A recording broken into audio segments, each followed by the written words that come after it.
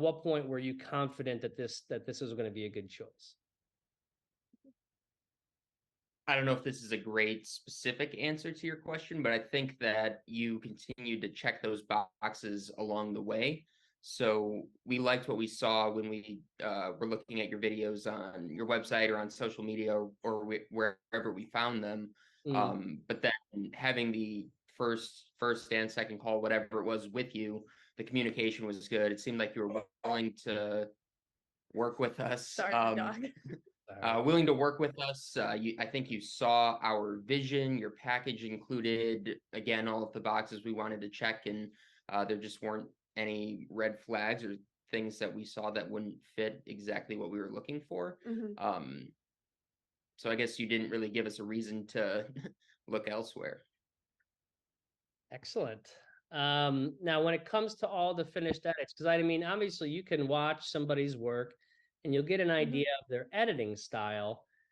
But I presume that you sort of had like a preconceived notion or a vision of what you had hoped your wedding video would look like, picturing all the colors and the locations and all that. So the question is, when it came to the edits that you did receive,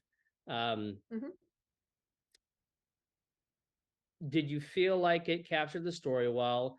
Were there any particular visuals or shots that I captured, that things that you missed and were surprised to see and were happy? And then kind of just, when you got the video, did it fall short, meet, or exceed the expectations of what you were sort of hoping to receive?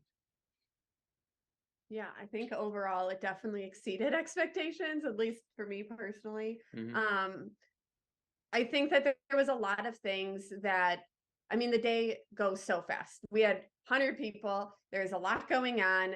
There's, we were on the boat. We had obviously the ceremony. We had the first look and doing our private vows. So there was so many of those things that like, it's all moving so fast that I almost feel like your brain can only like process so much information in that moment at that time. So sorry, got the dog. So I think that there was a lot of things that we were able to, or we just naturally missed because there is so many people and so much going on. I know that there was pieces from the boat, just like little goofy things that people were doing that it was so cool to look back and be like, oh my God, I loved seeing that. This is so cool, so fun. One of the like super random things was during the speeches, the best man speech, which was his brother.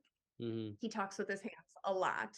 And it's like the inside joke that he always does, like the Italian like thing.